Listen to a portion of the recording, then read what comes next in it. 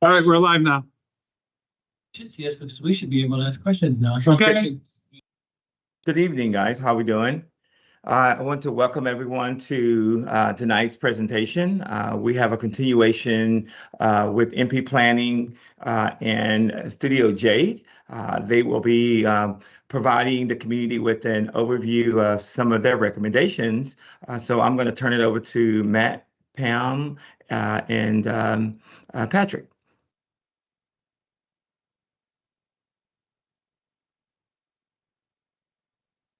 Mike, you still muted. Unmute myself, and then I'm going to kick us off tonight, Dr. Avery.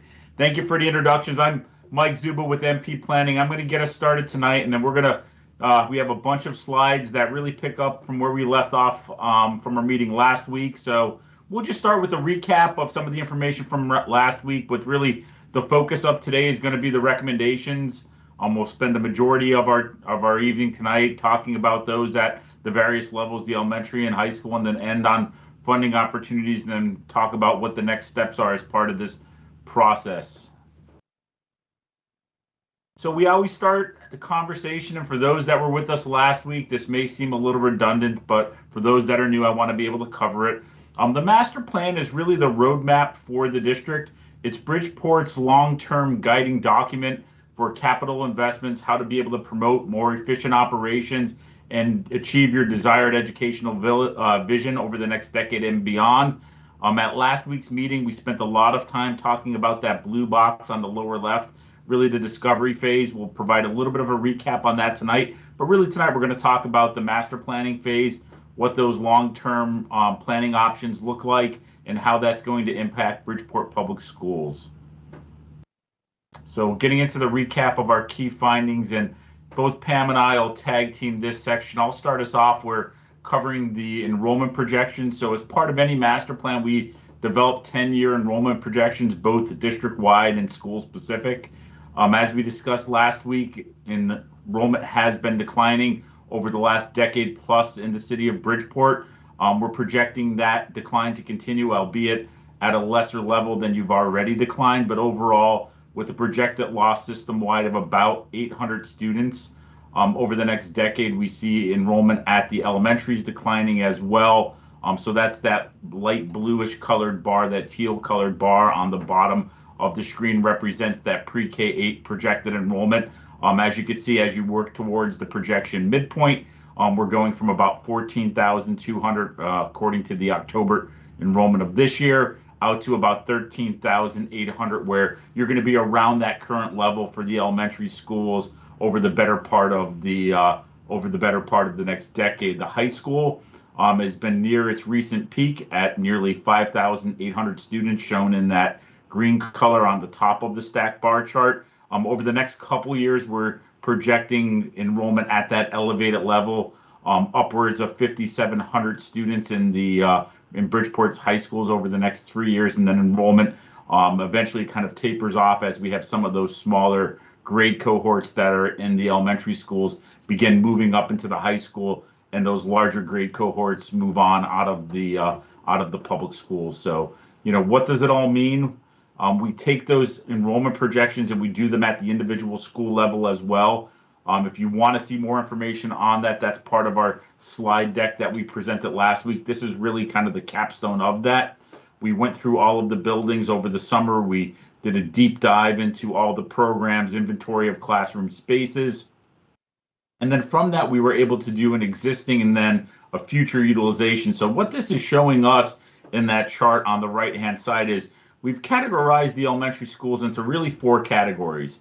Well utilized are those schools that are upwards of 90% utilized. We don't have a lot of headroom. We are efficiently utilizing all of the space in the buildings. We have 7 schools that fit that category. A lot of those are the intra-district and intra-district magnet schools, as well as some of the neighborhood schools that are highly utilized. Then we have our next category is our moderately well utilized, where we don't have a lot of free classrooms in those buildings, but what we do have is we have headroom in the existing classrooms where we could add some students without really having the need to split out a section into an additional classroom. And then getting to the lower half of our chart, we have underutilized, where Headroom exists in the form of some free classrooms. We call them flex rooms, as well as available seats within the existing buildings themselves. These are really the schools that are in that 70% utilization. And then in the bottom category, we have our very underutilized schools, schools that are below 70% utilization all the way down to around 50% utilization. These are schools that have significant headroom and significant flex rooms available within the school buildings themselves. So now looking ahead at the next 5 years, so as we talked about just a few minutes ago, we're projecting that elementary enrollment to continue to drop off before it stabilizes. What we're seeing here and noted on the in the red colored numbers on the right is we're seeing a little bit of a shift. So what we're doing is we're dropping off one of our well-utilized schools, falling into that moderate category, and then we're having a bigger shift from underutilized to very underutilized. So those schools that already have excess space, they're going to have additional schools in there with that excess space, totaling a total of 10 schools that fall into that very underutilized category. On the next slide is where we looked at the high school. So going through that same exercise, developing those 10-year projections for the high school, looking at the spaces there, understanding the program, assigning a capacity to it. We have shown in yellow, so this is a little bit of different stylized chart rather than having the categories. What we do here is we look at our schools that are over 100%. So as part of any one of our planning capacity studies, we're not really working around a maximum capacity. We have what we call our planning capacity or planning target, which we're striving for 100%. But when we reach 100%, and noting that any utilization above that, we know that we could have some operational impacts above that mark, so above that target. So when we get upwards of 110%, we could have some larger class sizes. We're a little less resilient to bubbles, becomes a little bit more intensive of a scheduling exercise. So we do have several schools that fall within that category. You'll see with the new BASIC coming online and BMA moving into BASIC, we do lose some considerable capacity with BMA moving from the South End school out of that space into BASIC. BASIC being upwards over 100% over really kind of the next 10 years of our planning horizon.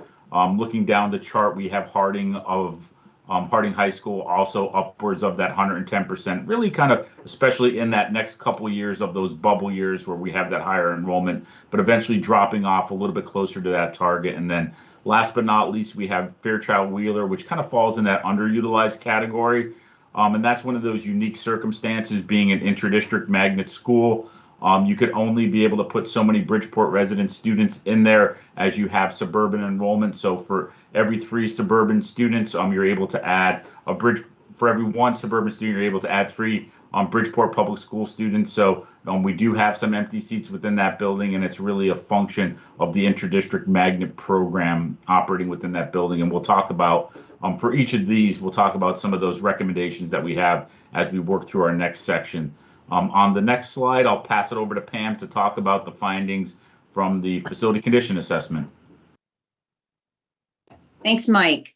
As you stated, we gave a pretty detailed overview of our process, but ultimately Studio Jade was charged with walking all of the buildings with architects and engineers to evaluate existing conditions and ultimately identify what are the capital improvement needs and improvements that are required over the next 10 years for the buildings to function in their current program or capacity. None of our findings have anything written or anything to do with the program or related to the capacity or utilization. It is strictly based on conditions and what would need to be invested to get you to a current state, an appropriate current state. So in the upper left-hand corner is a chart that looks, again, this is district-wide for all buildings. We calculated all of the different needs, and for each line item, we tagged each project as either a time frame of immediate, within 3 years, within 5 years, or within 10 years is how everything was broken down. And you can see by looking in that top chart that comprehensively across 10 years, it totaled $702.5 million, with 56% of those capital improvements recommended to happen within the first 3 years and 84% in the next 5 years. We also looked at that data and broke it down not to just the when, but the where. So the bottom right-hand corner, which is supported by the pie chart in the center, we broke that data down to look at which building systems were impacted the most and where are those dollars. For example, building envelope, which includes, for example, the exterior walls, doors, windows, roof, anything that would encompass keeping the building as a whole, the exterior structure. When you look at the far right of that, you'll see that 29.7% of the total dollars district-wide were for interior architecture. So that's interior finishes and construction, things that are related to walls, doors, finishes on the floors, the ceilings, and the walls, as well as things like casework. All right. So it's nothing that's movable. It's not technology, but it is everything related to the interior architecture of the building. You'll also see that 27% was related to mechanical, and then falling behind that was electrical and building envelope. So that helps you understand over the next 10 years where those dollars are looked at. But ultimately, the greatest forecasted need is within interior architecture. Thank you, Pam. So getting into kind of melding that together, we've categorized the buildings based on the highest capital need, those that have greater than $300 a square foot, moderate in that 200 to 300, and then the lowest capital need, less than $200 a square foot, and kind of broke that down to a little bit understand, saying the lowest, there's maintained state of good repairs, they receive minor renovations. On the far end of the spectrum, the highest capital needs, these become priority schools for capital investments, reconstruction, or renovate as new. And then moderate's kind of in between. And then on the next slide is where we really took all of this data and really wanted to be able to get an understanding, not only when we have buildings that are much different sizes, we have buildings that are much different vintages. So we normalized the data by looking at it on a cost per square foot basis for each of the schools, and that's shown in that bar chart on the left. And then we look at it based on a capital needs, a cost per student shown in the bar chart on the right. And these include all of the building components that Pam just talked about, priority 1 through 4 items, and these are all shown in unescalated 2024 Q4 dollars. And this really helps us kind of draw focus on what are those most needy schools across the district, especially from the elementary school standpoint, who's in the top part of those categories, from both normalizations, both the cost per square foot, as well as the capital needs and the cost per student. And you can see that we have schools like Hall, Beardsley, Edison, Howland, Bryant, Skane right up there on that capital needs per student. And when we look at it as a cost per square foot, we add a few others in there, classical studies at Maplewood, Park City Magnet, and that's because some of those have a higher enrollment. So looking at it both ways is really important. And then you could see the schools that we have in the middle where we have those moderate capital needs. It changes a little between the two charts, but really our lowest need schools are those schools that saw attention really in the last 20 years as part of the recommendations from the last master plan that sparked some school construction across the district. Those have our lowest dollars or lowest needs per square foot and our lowest needs per student overall. So taking both the data sets, the utilization and the FCAs that Pam talked about, we really wanted to create a matrix that helped us draw our attention to, where do we have not only buildings with the highest capital needs, but buildings that are the highest capital needs and that are in our more well-utilized or moderately well-utilized category. And that's shown in that upper left-hand corner where we have Blackham, Park City, Reed, and Skane Center as those with the highest capital needs and that are very well utilized. And then we could kind of flip over to the other side of the axis looking below that, and we have buildings that are still on the left-hand side of this matrix that are our highest capital need as well as our underutilized facilities. That's when we have Beardsley, Bryant, Classical Studies, Edison Hall, Howland, and Hooker. And then we have a number of schools that are in the middle that are either well utilized, shown on the top, or more moderate or underutilized, but still requiring some moderate capital needs. And then, to the far right-hand side, we have our buildings that have our lowest capital needs on a cost per square foot, as well as our most well-utilized facilities, Bataya, Geraldine, Johnson, Discovery, Madison, and Roosevelt. And then we have our underutilized facilities, but that don't have a lot of needs, in Barnum, Clater, Tisdale, and Waltersville. So by going through this analysis and crunching all of those numbers, we're able then to be able to bucket out some strategies based on the data, based on all of the body of work that our two firms compiled over the last 6 to 8 months, to really kind of begin to focus and frame what that capital improvement plan, what that master plan looks like over the next 10 years and beyond. So then getting to the next component, I'll kick off the recommendations, and I know Pat's been waiting patiently sitting there for his turn, so I'll pass it off to Pat shortly. The Board of Ed provided us with guiding criteria. These are both short-term and long-term in nature. I won't spend a lot of time. We've been talking about these at our last several meetings, but it's really to be able to put funding where it's needed, generate a funding strategy and capital improvement plan, be able to improve the overall health and safety of the schools, utilizing state and federal dollars where possible, trying to minimize the impact to the district and the city, align the facilities overall with Bridgeport's enrollment, be able to best serve the educational community, be able to best facilitate the programming that's desired for each of those buildings, and last but not least, to include the community stakeholders along the way as part of the overall process. And then this is just our big picture before we get into the individual recommendations. So the plan was really, as we've talked about, there's a lot of data. There was a lot of boots on the ground. There was a lot of numbers crunching, spreadsheets, analytics that we've worked with. We have both qualitative and quantitative that led us to where we're at tonight. This is going to be really the framework to provide those necessary improvements to be able to support your vision. I think one of the things with the master plan that's so important is it's not a rigid document. This is a plan that needs to have a life of about 10 years, but also it's a plan that doesn't become locked during that window. So we look at it as a malleable framework that needs to be responsive to changes in enrollment, funding, timing, and educational needs. Things that we talk about educationally now, we're maybe talking about different things 5 years from now, as well as different funding opportunities may exist a number of years from now than they exist today. So we want to ensure that this document is a guiding document, but it's not so rigid that it cannot be subject to some changes. One of the things we always talk about as planners is planning is a continuous process. The document should be referenced, it should be reviewed and updated to align with the ever-changing needs of Bridgeport. And I think that's very important to think that even though we're providing a 10-year plan, but oftentimes you want to be able to pick up that 10-year plan and say, is this still relevant? Has some data points changed? Do we need to be able to update this just to change our thinking, or is it all still following as the plan was drawn up in 2025?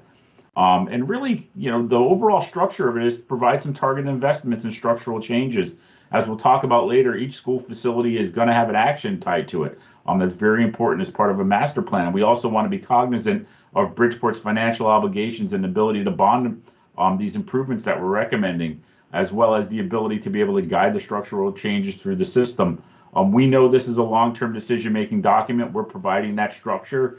We think all of the near-term decision-making should align with the overall recommendations of this plan, but keeping this plan somewhat fluid over the life of the plan.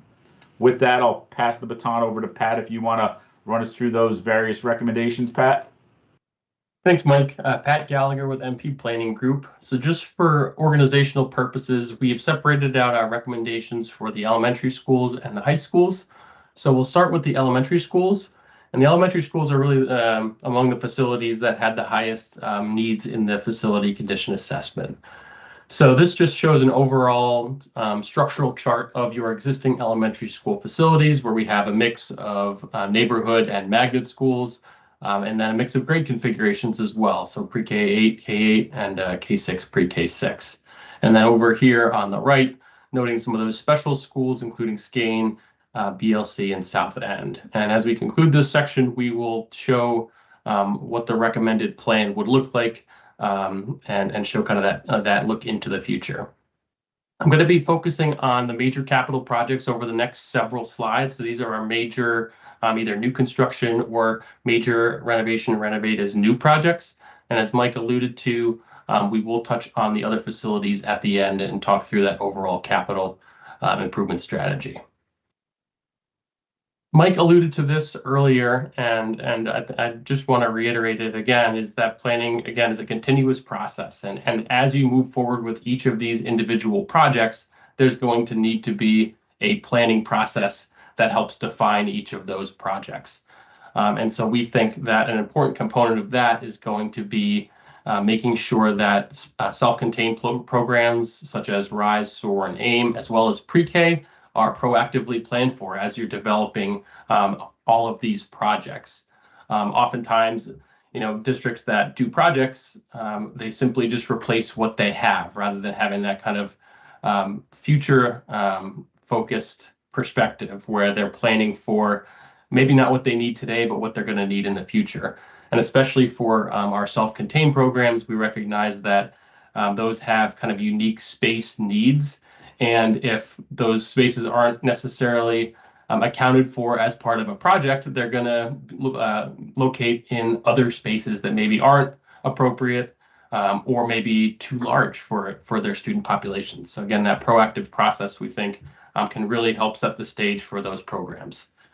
And that really gets down to what we call our educational planning and specifications process. So really having that collaborative effort between both educators, administrators, and the city to ensure that the projects meet those educational needs and programs are properly planned for. So we're starting our recommendations with recognizing the ongoing work that has been occurring throughout the district with the new Winthrop project currently under design with an anticipated opening in the fall of 2028. We looked at the preliminary design data, and that shows 29 K-8 classrooms, 2 RISE classrooms, and 10 pre-K classrooms, which encompass both the 1 pre-K classroom currently at Winthrop as well as the programs at Skane. Currently, there are about 607 pre-K-8 students at Winthrop, so slightly below the design capacity of that building. So we're recommending that the district evaluate enrollment 12 to 18 months before that project opens, and if necessary, consider enlarging that attendance zone. That could help provide some relief at some of the nearby buildings in that northwestern quadrant that are experiencing some enrollment pressures. We also recognize that oftentimes when a new school is being built, that may result in a higher enrollment than anticipated, so maintaining that flexible approach will be important. Swing space is another really important element in our master plan, especially for buildings that are undergoing comprehensive renovations. Ideally, you want the students out of the building. That both shortens the duration of the renovation project and also doesn't have the same level of educational impact if you were to renovate in a piecemeal approach with the students still in the building. So we are anticipating that Winthrop will be swinging into the South End School for the 26-27 and 27-28 school year. And then starting in the fall of 2028, that can then facilitate that next project that relies on swing space. Once the project is completed, the Skane program will move to the new Winthrop, and we will have a site available at the current Skane property that we can leverage for our next phase of school construction. In a city like Bridgeport, where there's not a lot of vacant and developable land, that's really one of the key drivers of where we can build new is what sites are available. And that's a good segue into what we're calling our Priority 1 construction projects, where we're leveraging 2 sites that currently or formerly housed district school facilities. So our first project is a new East Side School at the old Harding site. This would be a neighborhood pre-K to 8 facility with a target capacity of about 750 students, which aligns with several of your recent K-8 construction projects. As I noted earlier, we anticipate this facility will need to incorporate those district-wide self-contained programs, as well as provide space for pre-K in that southeast quadrant. And this facilitates the consolidation of 3 to 4 older facilities in the southeast quadrant, which were among our least well-utilized school facilities, including Hall, Edison, Beardsley, and Dunbar. This project really aligns with that newer and fewer model, where our goal is to consolidate some of the older facilities with significant needs and providing them with a state-of-the-art modern facility in the same neighborhood that really aligns well with that neighborhood-based model that you operate. We're maintaining a level of flexibility here because we know that these construction projects take time, and any decisions around the number of schools that are closed should again be finalized in that 12 to 18-month window prior to the new school opening, where we can make that decision based on the latest enrollment data at the time. The second phase 1 project again leverages a site currently under the district's control at the Skane site. And for this, we are anticipating a new special program school that would be built on that current Skane site. We know that this has been a project that the district has been looking at for quite some time, and we understand that many districts are struggling with the high cost of sending high-need students to outplaced facilities.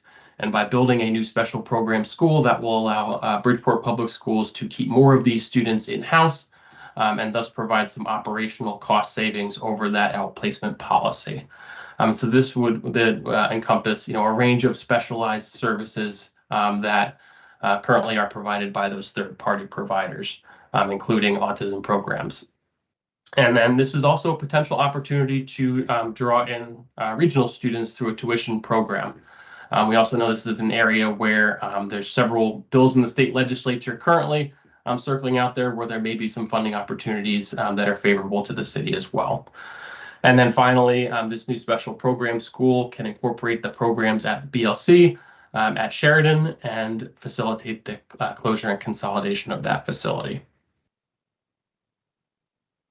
Moving into our phase 2 project, and actually before we move on, I'll note that neither of these projects require swing space, which is really important.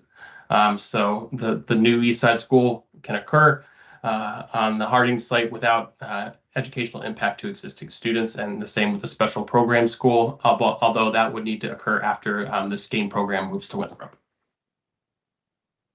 Our next project, our Priority 2A project, is proposing a new dual magnet school at the current Park City site.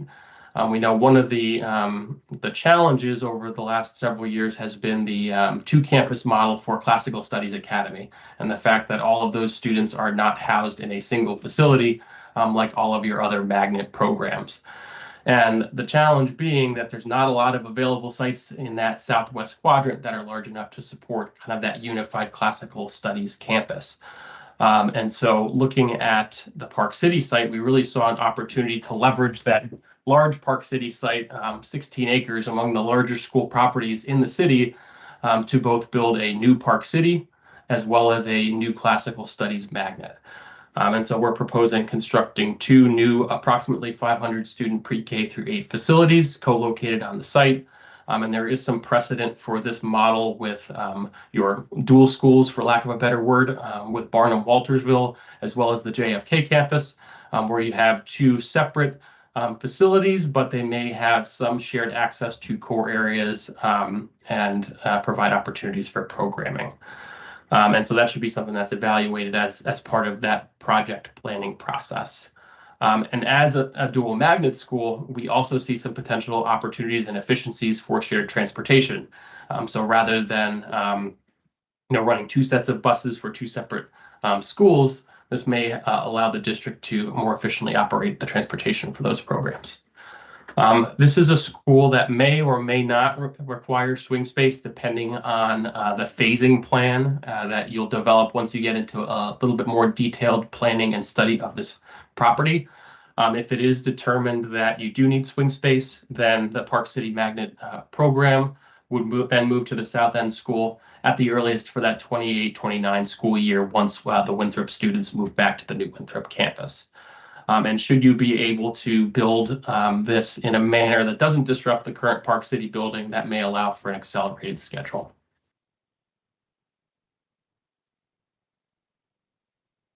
Our Phase 2B project is a Blackham renovate as new construction. Again, this was another facility with significant capital needs, and it's also among your largest schools. So we really see the need to address this facility.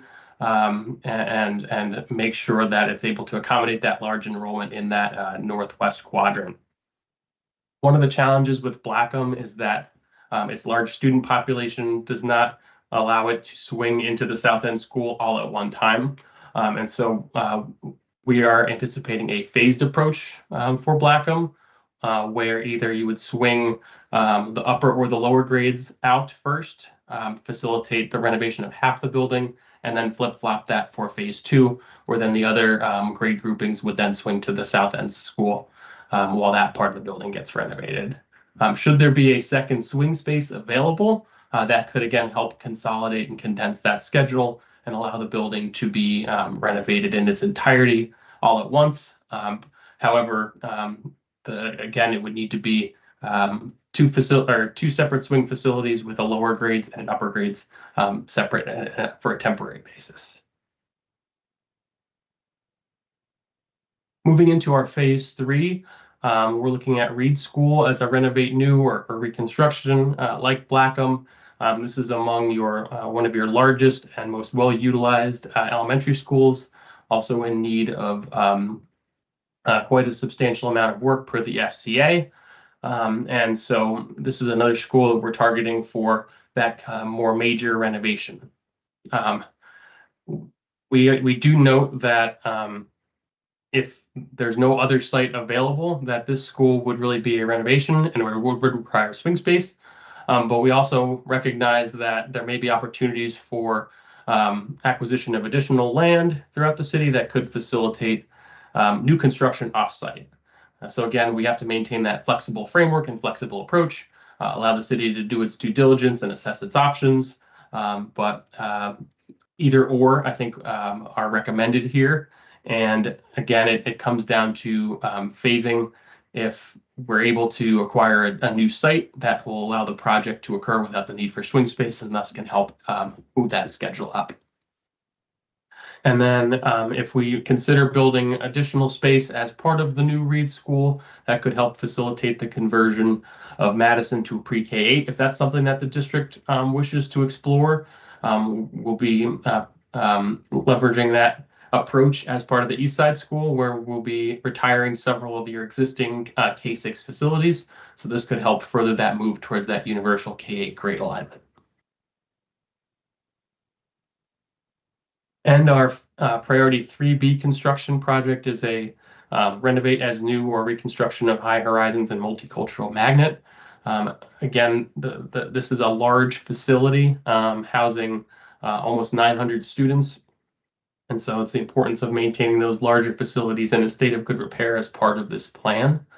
And like the Blackham project, this would require a multi-phase construction project where one of the component schools at a time would vacate, allowing that substantial renovation. And then once that's completed, the other school would then undergo its renovation. Depending on the swing space schedule, this may actually fall outside of our 10-year capital planning window. And so this is a project that, if you do an update of this plan in 5 years, really should be considered alongside some of the new needs that may arise over the next 5 years, and kind of weigh those against one another. So under the recommended plan, this would be the new elementary school alignment, where we have highlighted in red our major capital projects, with Blackham as a renovate as new, Reed as new, renovate as new, Winthrop, the new Winthrop, including Skane, and the new East Side School, a new Park City Magnet and Classical Studies Academy on the current Park City site, and then a major renovation of High Horizons and Multicultural Magnet. And then finally, the new special program school on the Skane site. This will allow the district to retire several aging facilities, including many of the facilities that scored as having the highest capital needs, including Beardsley, the current BLC building at Sheridan, Classical Studies Maplewood. It'll allow the district to discontinue the lease of the Classical Studies Annex. Dunbar as a potential 4th school for consolidation in that southeast quadrant, depending on enrollment. We also understand Dunbar, out of these buildings, probably has the greatest reuse potential. So that should be considered as part of that decision making. process. Edison Hall and Skane Center would also be retired as part of this plan. So this shows our construction phasing plan for major projects at the elementary level. Again, knowing that the district can't do all of these projects concurrently, both from a staff capacity management side, as well as the swing space that's required to facilitate these projects. So this is just more of a graphical representation of those slides that we just went through, with the new Winthrop being our kind of ongoing effort. Eastside School and the Special Program School being the next priorities after that. Park City Magnet Classical Studies Dual Magnet School and Blackham for phase 2, and then Reed and High Horizons Multicultural Magnets as phase 3. So in addition to these major projects, this plan is also developing an action plan for each of your buildings. So we recognize that there are some buildings that are best addressed through those more aspirational and larger construction projects, but we also have to maintain the remaining buildings in good condition. And so this aligns with those categories that we developed as part of the FCA, where our buildings with the lowest capital needs per square foot are in the green category, where we're really focused on maintaining that state of good repair, minor renovations. In our middle category, these are our buildings that are in the medium capital needs per square foot, where we're anticipating some more moderate renovations, addressing some of those big ticket items that may be at the end of their useful life for the FCA. And then in our red category, so our schools with the highest need, it's a combination of new construction, major renovations, renovation as new, or in some cases, the retirement of aging facilities and consolidation into those newer facilities. As I noted and alluded to before, there may be some opportunities to further consolidate programs into some of those facilities that are no longer used as elementary schools. So we know you currently use St. Michael's on a lease basis for adult education. So one of the things to explore would be whether or not it makes sense to relocate that program to one of the consolidated elementary schools from a programmatic standpoint and allow you to terminate that lease. So this just shows our swing space phasing, and this assumes just of the availability of the space at South End, although we could have a second swing space available depending on how the plan is implemented. So at Winthrop, as I noted, we'll have 2 years of swing space that'll be vacated by the at the end of the 27-28 school year. Park City and Classical Studies, that project may require an additional 2 years of swing space depending on the design. Blackham, with that dual or with that two-phase renovation approach, would need 3 to 4 years of swing space. And then Reed similarly would need swing space if that reconstruction or renovate as new is pursued. And then finally, High Horizons and Multicultural Magnets, similar to Blackham, because of the two-phased approach, would need 3 to 4 years of swing space. So ideally, if the district is able to identify a second swing space, with Dunbar being out of those potentially consolidated facilities, the facility that lends itself to being most conducive to swing space, that could help accelerate that construction schedule and give you greater flexibility as you go through that construction program. Otherwise, it's going to be kind of a one after another process that's going to really be done over longer than a decade in order to move all these projects forward. Now getting into the high schools, as Pam and Mike and I had alluded to in our presentation last week, with the completion of the new BASIC for next fall, all of your high schools are in very good shape, having undergone substantial capital improvements over the last 20 years. And so the needs are really being driven by some of the capacity concerns that we're having in the near term, with that high enrollment expected to continue for at least the next 5 years. And so our strategies are really thinking through how do we best address that with the resources that we have at our disposal without having to undertake another major capital project. So our ongoing project is the new BASIC, which will open in the fall of 2025 with a design capacity of 1,250 students. And as part of this building program, BMA will consolidate into the new BASIC, and our projections are holding an enrollment target of about 250 students to align with that design enrollment of the building. So in terms of our priority projects, these are less tied to physical construction than the elementary schools, and a lot more influenced by kind of policy. And our first is to leverage available space at Fairchild Wheeler. If we look at district-wide high school enrollment relative to district-wide high school capacity, we're not expecting to be over 100% of that planning target over the next decade. But the challenge is that that space that is available at Fairchild Wheeler is not usable because of the need to maintain the state mandated suburban student percentages.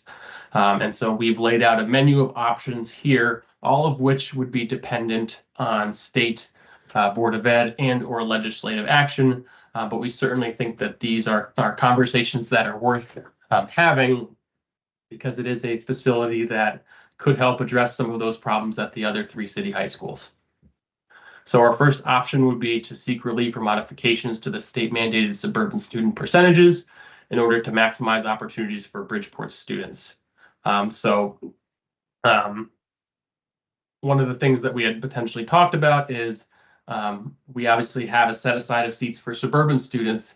Can Bridgeport use all of its allocated seats regardless of the number of suburban students? So it would reserve capacity for the suburban students, but it wouldn't tie the number of Bridgeport resident students that could enroll just based on the suburban interest. Option 2 is to grow suburban enrollment. So this would be to look at modifications to your magnet programs to make them more attractive, and other recruitment marketing policies that could help drive that increased enrollment. And as Mike noted earlier, for every 1 suburban student that enrolls at Fairchild Wheeler, that opens up 3 seats for Bridgeport resident students. Option 3 is to leverage available space to house a special program such as BMA. So BMA is currently an intra-district magnet program, although not as robust as Fairchild Wheeler.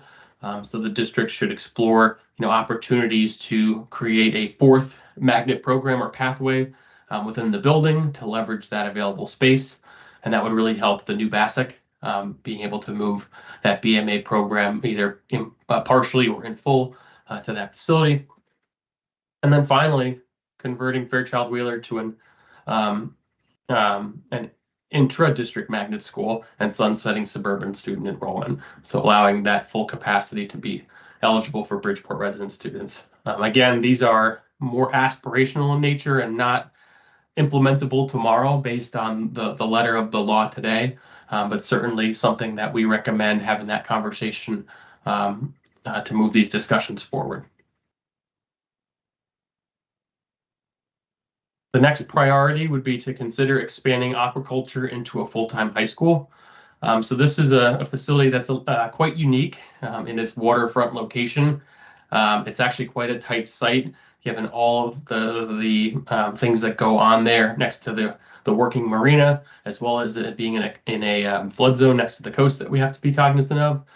So this is a school that we certainly recommend having a more detailed study to really determine the potential for this building to accommodate a full-time student population.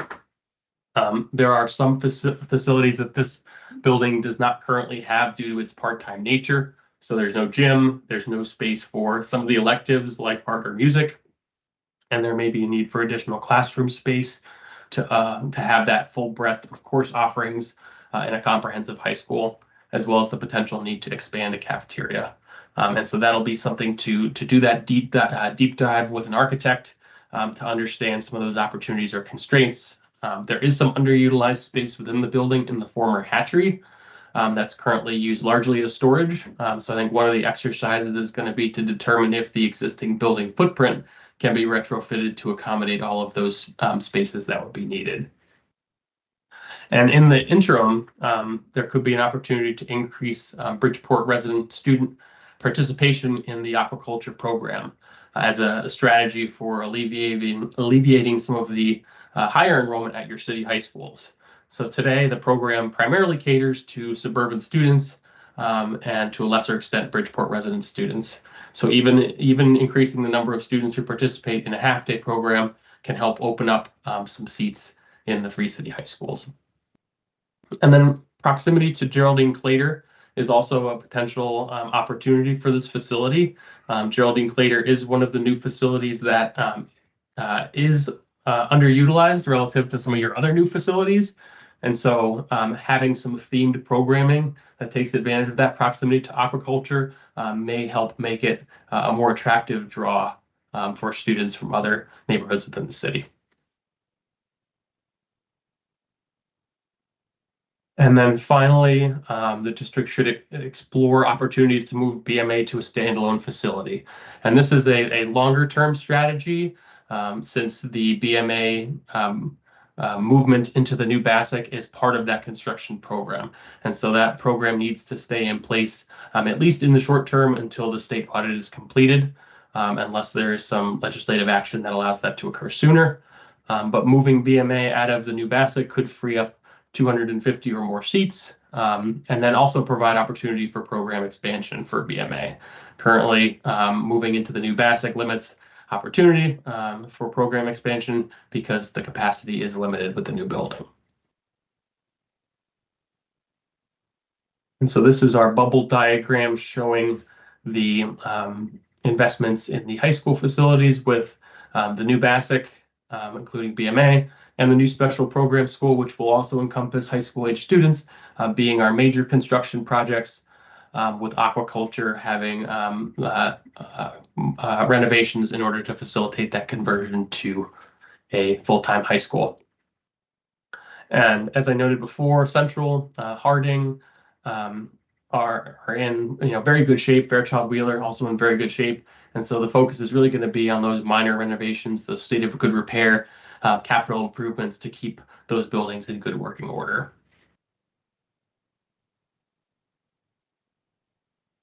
So one of the benefits of leveraging new construction is that it allows the district to capture savings through cost avoidance. So rather than spending that money to renovate existing infrastructure and existing facilities, the district can spend money on new construction, receive a favorable reimbursement rate from the state, and capture some of that savings to invest in capital improvements at the remaining buildings. So this slide here really just summarizes some of those cost avoidance savings as part of that recommended plan shown earlier. So our ongoing projects, the Old BASIC and Skane, have a combined need of about $92 million. We didn't assess Winthrop because we knew it was going to be undertaken as part of a major project, but we'll add the Winthrop cost avoidance in there as well. So substantial cost savings from those, or cost avoidance savings from those ongoing projects. Our phase 1 projects calls for the consolidation of Hall, Edison, Beardsley, and BLC, and potentially Dunbar.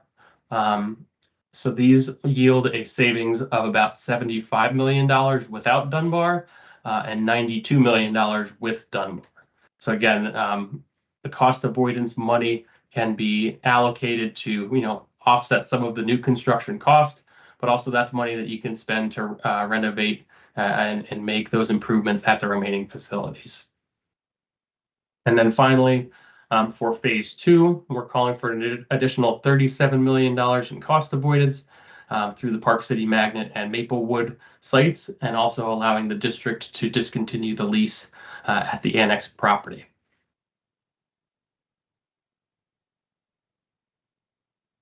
And Mike, I'll throw it to you to take us home. Oh, thanks, Pat. One of the most important things talking about a master plan and school construction is what are the funding opportunities. And I think that's very important to include as part of this process. And having worked in Connecticut for over 20 years doing educational planning, there's a lot that's out there that we see other communities advocating for. I think one of the first ones is just seeing what has been happening in Fairfield County with Stanford and Norwalk, where they were able to receive special legislation for a 20-year period to support their long-term master plans, capital needs, and school construction. We would recommend Bridgeport Public Schools to work with the delegation to seek special legislation for an elevated reimbursement to ensure that there is going to be a funding stream available to be able to foresee this or see this whole plan through fruition. As Pat and I and Pam keep talking, it's a 10-year plan, but we know well when seeing that type of capital needs that it's going to bleed beyond that 10 years and probably closer to that 20-year mark. So, getting an elevated reimbursement for a longer window ensures a comfort level, and that you're ensuring that those projects will be able to see through completion. And we know that there's various complexities in a lot of school construction, whether it's phasing, swing space, talking about school consolidations, construction, going through grant applications. All of those take time and can experience hiccups along the way that take additional time. So being able to have that larger window with greater reimbursement would serve the district well. Also look to be able to capitalize on various bonuses out there, to be able to add those and stack those on top of the additional reimbursement or on top of your baseline reimbursement. Those are important to be able to understand what those look like, not only today, but any changes in future legislation are important to be able to follow along. We also see grant capacity, the ability to be able to work with the city, build some capacity to pursue grants, that's staffing, resources. There's a lot of dollars out there from state, federal, as well as private that you could seek to be able to add on top of that to reduce the cost of the taxpayer for the city of Waterbury, and staying in tune with what the recent legislation is. I know there's been a lot of talk of various different programs out there that that may or may not make it through session, but it's important to stay apprised of those, see if any of them are applicable to any of the projects that we're talking about today as part of this master plan. And then on the next slide, we just cover what that baseline reimbursement looks like for the city of Bridgeport. So based on fiscal year 2025, these were released last October in 2024 for new construction. So a new school, your local share of that is about 31.5%. The state picks up about 68.5%. There is an incentive for renovating like new. Those receive a 10% elevation over a new construction project, so about 78.5%. State share 21.5%, local share. And then on the next slide, we're just listing a couple of the programs out there, some different grants to be able to identify, be aware of, the different funding sources and how you're going to be able to look at a priority list grant for bigger projects, new construction, renovate like new, and then some of those non-priority list grants for health, safety, code, building roofs, security, so on and so forth. Also, Bridgeport is eligible for Alliance District General Improvement Grants, typically covers capital renewal items not covered by other projects. For about 3 or 4 years, the state had an IAQ, an indoor air quality grant. The program has sunsetted, but there's some talk around legislation that it could be popping up in the near future, maybe under a slightly different name or form, but that's something to keep an eye on. Regional special education facilities, Pat mentioned, to talk about building a special facility to be able to house these types of programs, not only for City of Bridgeport, but tuitioning others in. Those do receive an elevated reimbursement rate, as well as agri-science centers, which, aquaculture is an agri-science center, but from the marine standpoint, those are also subject to elevated reimbursement. And then, there's utility rebates, as well as going through your local CIP process as a funding opportunity. All right, so I know we covered a lot tonight, and I know we're not done yet. We do have 3 community informational meetings shown on the left, beginning on March 31st at Harding High, April 2nd at Central, and then April 3rd at Bassick. So be able to identify which of those you're able to make it to, which is close by for you. We'd love for you to be able to come out to those. We also have a QR reader on the right-hand side, which is our thought exchange. If you were with us back at our December meeting, we were able to get a lot of great input. We had a lot of people respond to that, sharing thoughts and ideas based on what we were discussing at that time. So now with the recommendations out there, with the full breadth of our facility conditions, as well as our enrollment and demographics, we'd like you to be able to shoot up that QR code and give us some thoughts and ideas of what you're thinking along the way. This is information that we'll have a chance to be able to review and respond to, and be able to think about the same thoughts that you are on, and be able to see what that looks like as we approach our next meetings in about a month or so. So with that, I want to thank everybody for your time. I know we ran about an hour tonight. We covered a lot of information. We're going to have this slide deck posted as well, so you can go through it at your leisure and then be able to provide some feedback on that thought exchange. So I want to thank everybody for bearing with us. We did a great job of covering a lot of different information, and hopefully it was clear for everyone. And with that, I'd like to wrap up the meeting. I don't know if Dr. Avery, if you have anything else you want to be able to say. I think I'll just wrap it up with a quick right. synopsis. I want to first thank MP Planning and Studio J for the hard work and the dedication they put into this project. We've got a lot of decisions to make. We're going to be working closely with the community. We have our community dates that we'll get into the community and start to have these discussions, questions, answers, start to take those recommendations. And we're going to be having our first meeting tomorrow evening at the facilities committee meeting to start discussing the facilities master plan. We're working with city council leadership to lock down a date so we can have the same discussion, with the city council, and we'll be doing the same for the delegation. This is going to be a true partnership where everyone weighs in. The elected officials will be the ultimate decision makers in this. We want to ensure that, we gave as many recommendations based on the data, so they can have a framework on the decisions that they'll be making moving forward. So with that said, thank you to everyone. We look forward to continuing the conversation.